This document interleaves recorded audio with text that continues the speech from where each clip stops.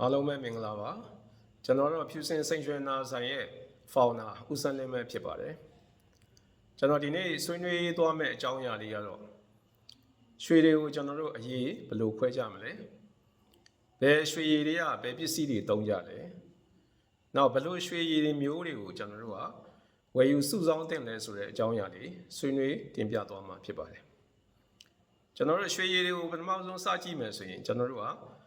16ပဲရည်ပေါ့16ပဲရည်ဟာတချို့ကအခောက်မီလင်းတနည်းအားဖြင့်မီလင်းအခောက်ရွှေလို့လည်းခေါ်ကြတယ်အဲ့မှာလေကျွန်တော်တို့ကဆွဲကြိုးတို့ဟန်ရှိန်တို့လက်ကောက်တို့အစရှိသဖြင့်ကျွန်တော်တို့လုပ်ကြတယ်ပေါ့နောက်တစ်ခုကကျွန်တော်တို့ကအဲ့အောက်ကိုကျွန်တော်တို့ဆက်ဆင်းသွားမယ်ဆိုရင်15ပဲရည်ပေါ့15ပဲရည်ဆိုရင်လည်းကျွန်တော်တို့ကအတွင်းဆက်တို့အပြင်ဆက်တို့ရှိကြတယ်အဲ့မှာမှလည်းကျွန်တော်တို့က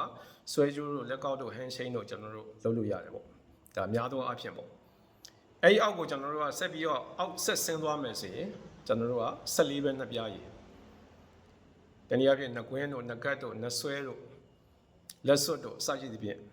လုပ်ကြတယ်ပေါ့အဲ့ဒီအောက်မှာမှကျွန်တော်တို့က14ပဲရည်ဆိုတာရှိမယ်အဲ့ဒီ14ပဲရည်ကတော့ကျွန်တော်တို့ကများသောအားဖြင့်ကြောက်ထည်တွေမှာသုံးတာများပါတယ်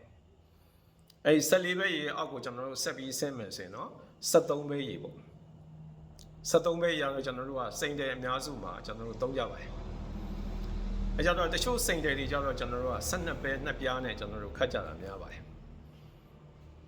အဲကြတော့တချို့ကကြတော့အဲ့12ပဲနှစ်ပြားကိုရန်ကုန်ဒုံတနည်းအားဖြင့်ဒုံတဲ့အနေနဲ့လည်းကျွန်တော်တို့အသုံးပြုတာရှိကြပါတယ်။အဲ့အောက်ကိုကျွန်တော်တို့ဆက်ဆင်းသွားမယ်ဆိုတော့12ပဲရပေါ့။12ပဲရတော့ကျွန်တော်တို့ကလူတိုင်းအခုသိနေကြတယ်တနည်းအားဖြင့်လူတိုင်းစိတ်ဝင်စားရှိကြတယ်။ 18K လို့ခေါ်နေကြတယ်ကျွန်တော်တို့ကပစ္စည်းလေးတွေပေါ့ 18K ဆိုရင်ကျွန်တော်တို့ကလူတိုင်းနားလည်ကြတဲ့ပစ္စည်းပေါ့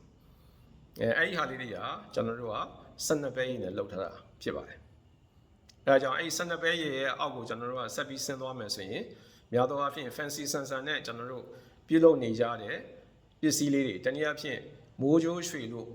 ခေါ်တဲ့ရွှေညံ့ပေါ့တနည်းအားဖြင့်အဲ့ရွှေညံ့လေးတွေအနေနဲ့ကျွန်တော်တို့ကများသောအားဖြင့်ဘယ်လောက်ထိသုံးကြလဲဆိုရင်ကျွန်တော်က4ပဲရည်လောက်ထိသုံးကြပါတယ်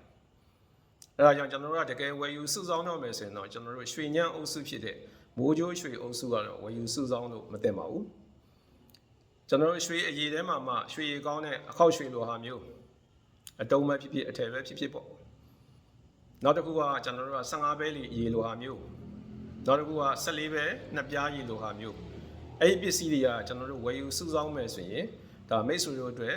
မတိမ်ကောဘူးဆိုတဲ့အကြောင်းလေးကိုကျွန်တော်တို့ကဆွေးနွေးတင်ပြသွားတာဖြစ်ပါတယ်အဲဒါကြောင့်ဒီဟာလေးနဲ့ပတ်သက်ပြီးတော့မှထိုက်တဲ့အားလို့ဆိုတာ message ရမယ်လို့လည်းကျွန်တော်ညွှန်နေပါတယ်အဲဒါကြောင့်နောက်အကြောင်းအရာလေးတွေအတွက်နောက်ဗီဒီယိုမှာကျွန်တော်တို့ပြန်ဆုံရမယ်